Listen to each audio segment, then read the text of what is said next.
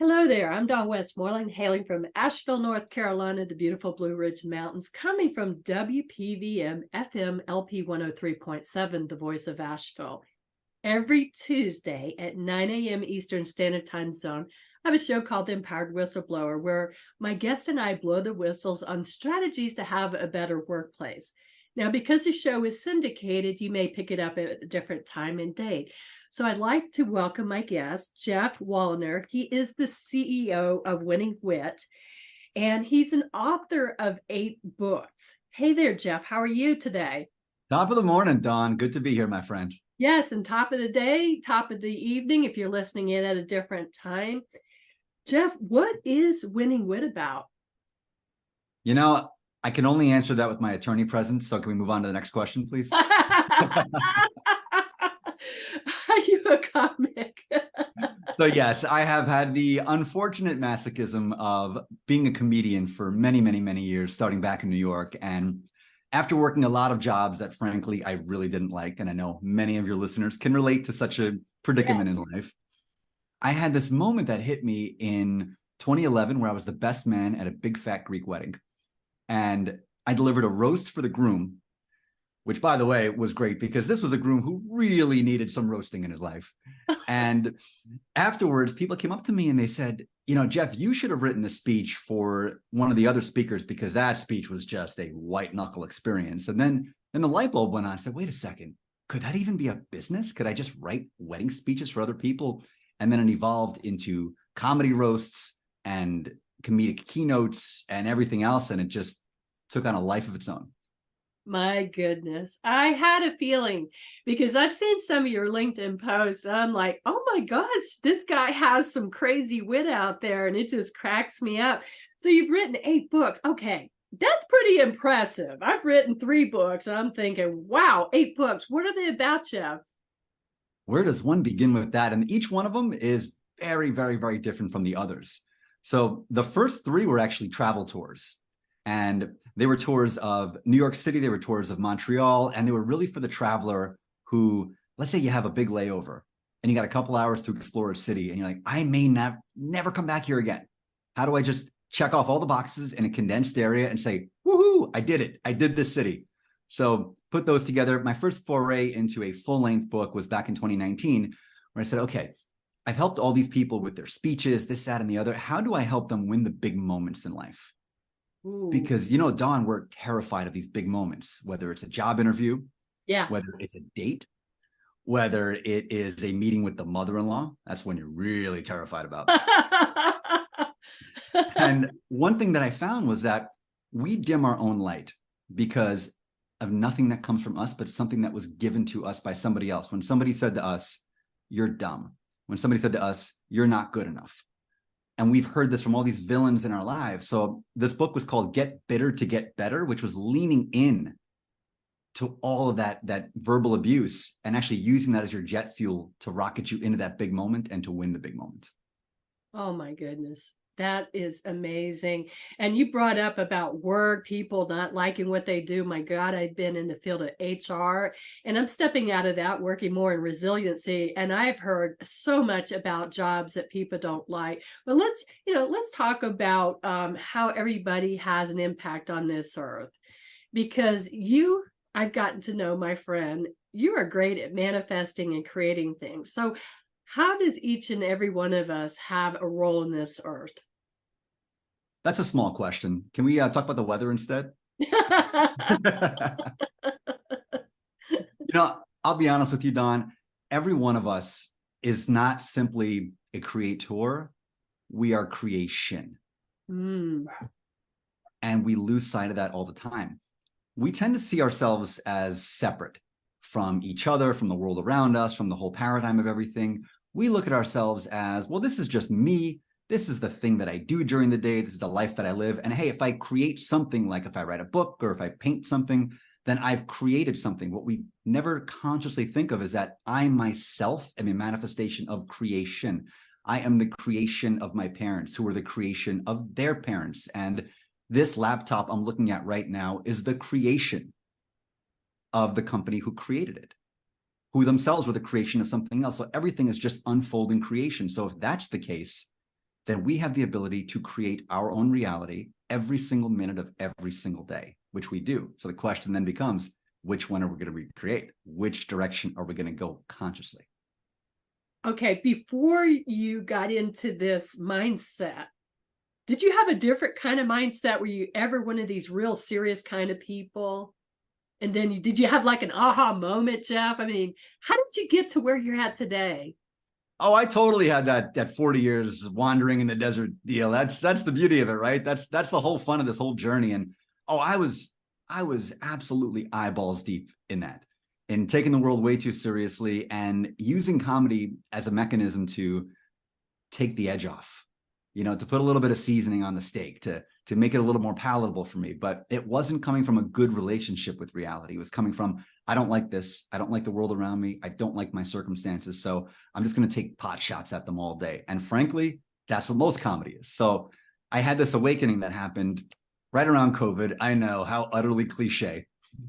And it just became really clear to me how everything really is interconnected. And obviously there's many philosophical and spiritual undercurrents to all that. So we're not going to get into that. We don't have enough time for that today.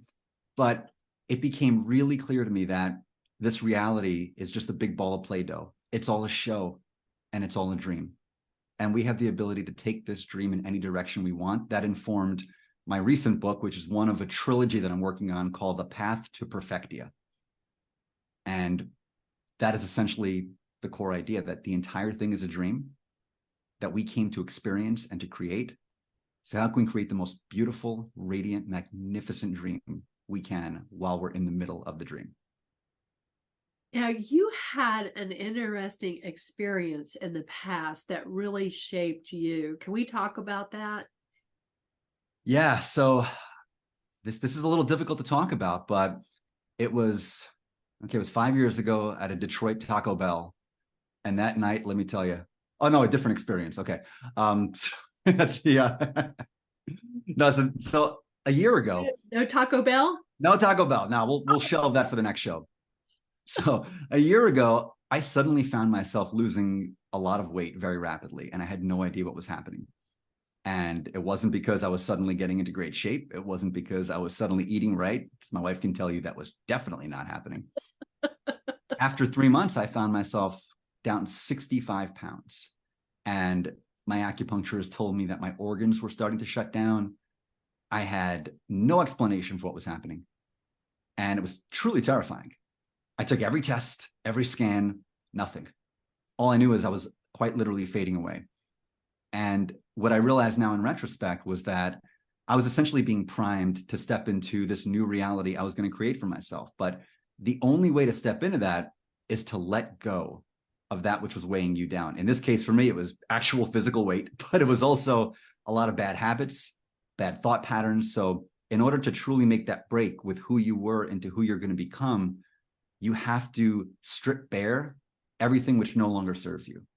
And knowing myself, that was never going to happen voluntarily. Gotcha. So this was, you know what I mean? Like it had to happen to me to happen for me. So, some people, like on a full moon, it's just a ritual. They'll stand out, I release everything that doesn't serve me for my highest good. So this was your, what can I say? Like almost a death of the old self, Geoff, right? Very much so. Did it alarm you? Oh, it's terrifying. It was truly terrifying. And after about a year of enduring this, where, Dawn, I couldn't eat, I couldn't drink, I couldn't go anywhere, I couldn't do anything. And, for a guy like me who's used to being out and about, and I love being with the people and going here and going there and going everywhere and performing and all that, suddenly that's all gone. And when all that's gone, you have got to take a good, long, hard look inside, because there's nowhere left to look. What did you see inside, Geoff? What did I see inside? Well, that you've got to ask my gastroenterologist. He had the scope. But when I looked into my own soul, so to speak, yeah. I saw a lot of things that just weren't mine. I saw thoughts, I saw beliefs, I saw patterns, I saw traumas, I saw all these things that just weren't mine. I said, well, what if I hit the reset button, and from this moment forward, say everything that comes into my field of awareness, into my field of experience, is something that I'm going to be the architect of consciously. Ooh, that's huge. So did you get better all of a sudden? I did. And that's the most incredible thing. And I thank my wonderful acupuncturist for this. And folks out there, if you are considering acupuncture, first and foremost, find a good one. Like any profession, you're going to find a variance. But if you can find a great acupuncturist or any naturopath, they are absolute life-changing miracles. And she had me do one thing, and this changed my life. She said, Geoff, here's what I want you to do. You're going to Thanksgiving next week, New York. I said, yep. She said, I want you to imagine the day you start healing. And I want you to put yourself in that place. What will that feel like? What will that sound like? What will that taste like? Create that day. And I did. I said, well, I got nothing to lose, truly, because I was at the very end. And I literally gave myself over to the powers that be in this universe. Everyone has a different word for it. So whatever the word you use for it, whoever's listening, whatever that word is, connect with that word and say, help me understand why I'm here. Give me a sign. Show me the way. Something that I will understand, something that is not ambiguous, something that's clear, something that I myself, through my own lens of experience and joy, will truly get. And then I went to New York the next week, and for the first time in a year, I had a full meal. For the first time in a year, I smiled. For the first time in a year, I laughed. And from that point forward, my entire life changed. My goodness. So somebody out there that's in an unhappy job, Geoff, what would you tell him or her today? Well, so first of all, that'd be most of you, if not all of you. And I get it. I get it. Friends, please do not misinterpret any of this as some guru on his high horse. No, no, no, no. My friends, I have worked all those jobs. I have worked in a bowling alley at 2:00 in the morning, cleaning bathrooms after a frat party had been there. So I'll let you have that visual to yourselves. For minimum wage in the dead of winter in Michigan. So you can imagine how fun that was. I have handed out flyers in front of furniture stores in 98-degree weather. I have made 150 cold calls a day, stuck in a desk from 7 a.m. to 7 p.m. for years on end. I have worked all the awful jobs, all of them. So I can appreciate all of it. And I tell you this, think of you and your job as the catalyst to change the entire world. First question is, okay, that's crazy. How are you going to change the world cleaning a bowling alley? Easy. Once you understand that, and if you really look deep down and you have a moment to be still, you'll realize that this bowling alley and your janitorial job within that bowling alley are part of the grand cosmic drama. You are part and parcel of the entire thing. It's not an accident. It's not a happenstance thing. It is part. And think about it as, they say Chekhov's gun, like from a book or a movie. It's there for a reason. Every little thing. So no matter what you're doing for a living, you, my friend, are part of the grand cosmic drama. You are an integral part of it. So now think, okay, so if I'm a part of it, I'm a part of the show, I'm a part of the play, how can I play this role to the very best that I can play it? How can you bring more joy into what you do? How can you be a little bit kinder to a coworker? Think about a coworker who loves something. They have a real passion about something. Maybe it's Disney. Maybe they just love Disney. What if every day you just ask them, what's the new Disney movie coming out? How was your last trip to Disney? Ask them about something which lights up their spirit and see how that changes the trajectory of their day. Now extrapolate this to your boss. Extrapolate this to somebody who may be reporting to you. What lights them up and how can you tap into what lights them up? If you do this enough with them and with you, watch everything start to change around you miraculously. So what have you seen happen? I've seen all kinds of things happen when you manifest within a work environment and when you manifest within your own environment. So I'll give you an example of my own environment. So when I was starting my company, Winning Wit, I thought, how cool would it be to do Dean Martin style comedy roasts for private events? So for instance, if there were, a big retiring CEO and they wanted to do something to honor the CEO, how fun would it be to do a roast, but where me and my team of comedy writers could write the content for them? So what did I do? I saddled up and I went to every venue in the DC area to partner with them and do this, that, and the other. And let me tell you, Dawn, after 6 months of doing this, I got nothing. I got absolutely nothing because I would have thought you got something. Well, I did, but it first took 6 months of nothing. So here's the thing about manifestation. It's not some big cosmic goodie bag. You reach your hand into, like, ooh, I got this fun thing. It has to happen first. And this is the real key. They always say, I'll believe it when I see it. Yeah. Yeah, Well, that's been around a long time. you got to believe it to see it. This is the key. You got to believe it to see it. You have to first imagine the day. Like my acupuncturist said, you have to imagine the day. You have to create it in your mind. It has to be very real. So here's what I did. I went to the last venue I was going to go to. And I said, you know what? I can't do this anymore. I'll just go today, though. Why not? Check the box. I showed up to the Ritz-Carlton in Tysons Corner, Virginia, and I meet with the event planner. She takes me around her ballroom. Now, this place looked like the aftermath of a tornado had come through it. I mean, everything is upside down, this and that. A big wedding had just come through. They're turning over the room. Okay, I'm looking around here. And I just had this moment of, boy, how cool would it be if I hosted an event in this room and it were some like big comedy roast. And I was up on that dais over there and I started imagining it. And I lived inside the emotional and energetic space of what would it be like if that happened. And I took it with me that night, took it with me the next day. So fast forward about 2 weeks, I go to a networking event and I meet an event planner. And she said, hey, I think you mentioned something about your company doing comedy roasts, right? I said, yeah, oh, yeah, we do them all the time. I hadn't done a single one at that point. But oh, yeah, totally. That's us. We're kind of booked, but what do you got? He said, well, it's funny you mentioned because a big client of mine, they have a retiring doctor and they want to do a roast for him. Oh, and okay. Would you be interested in doing that? I said, well, let me check my calendar, but let's talk about it. And needless to say, and as soon as she walked away from the room, I'm doing the happy dance and I'm jumping around. And well, that ended up becoming my first client for comedy roasts. And where was that event? In that same ballroom in Tysons Corner, Virginia. Oh, Geoff, that's unreal.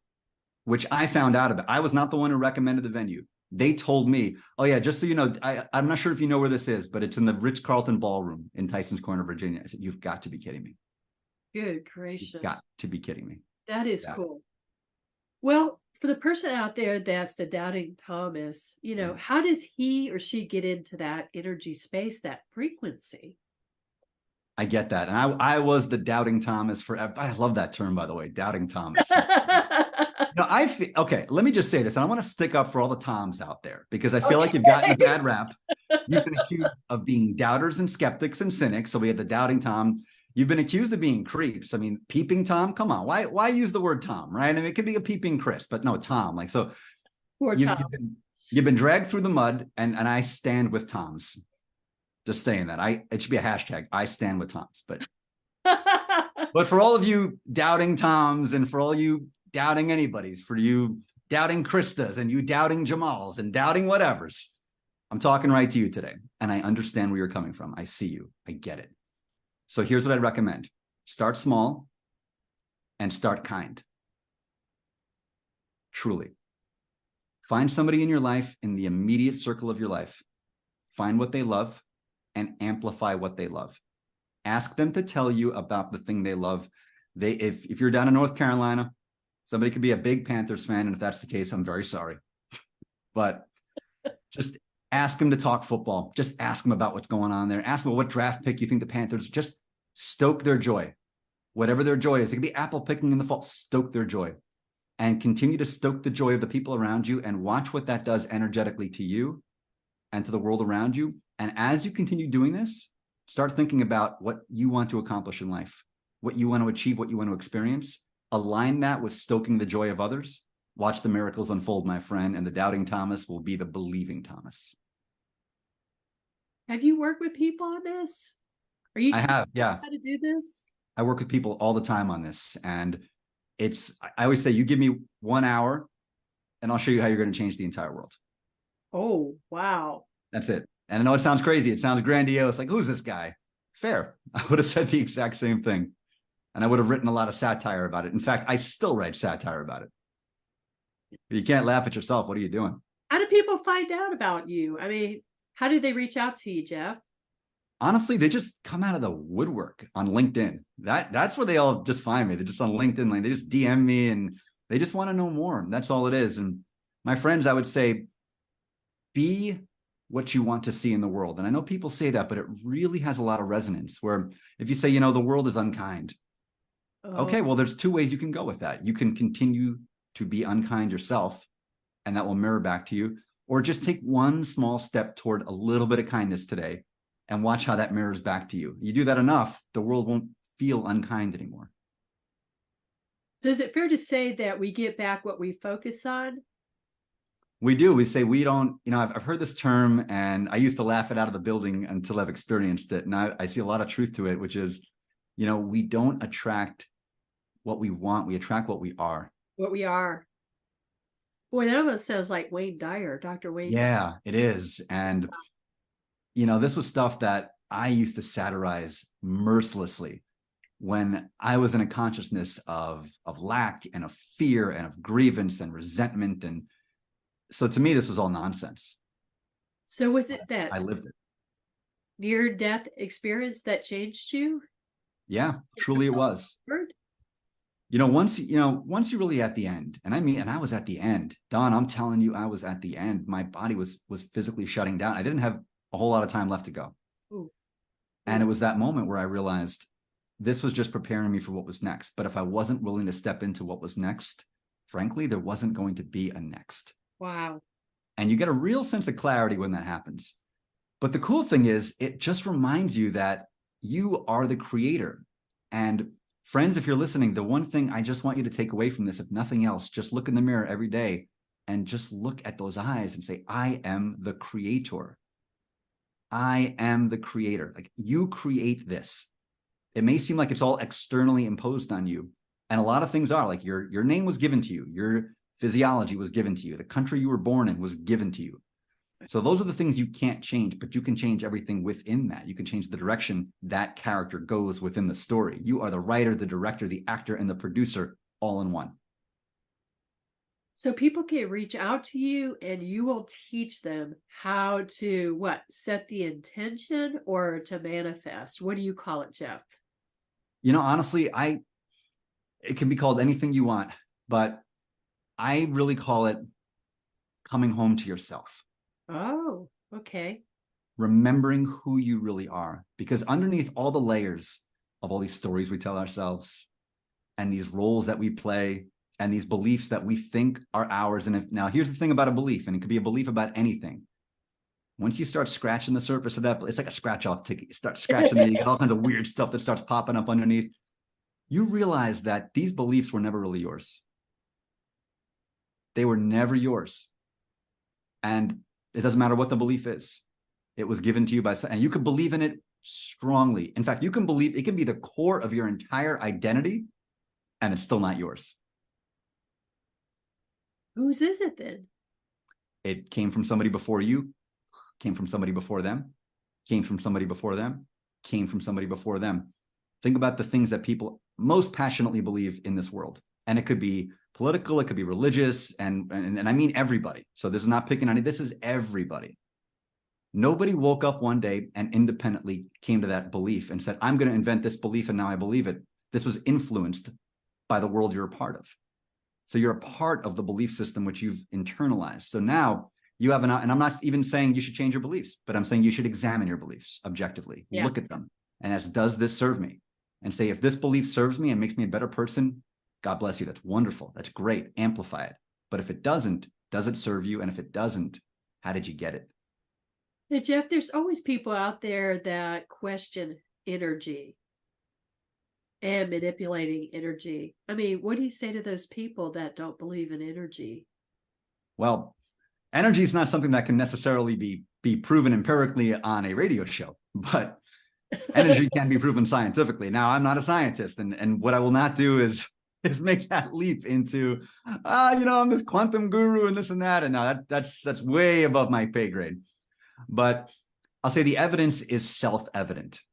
That's the thing. It's once you start implementing this in your life, you won't need me or anybody else to convince you. And that's the one thing, Dawn, I am not an evangelist for this. I'm not an evangelist for anything. I never try to convince anybody of anything. I simply say, if you feel like your own life is off course and you want to give it a little nudge back on the highway, I'm here to help you. And I'd love to help you do that. But I will never look at somebody and say, you're lost.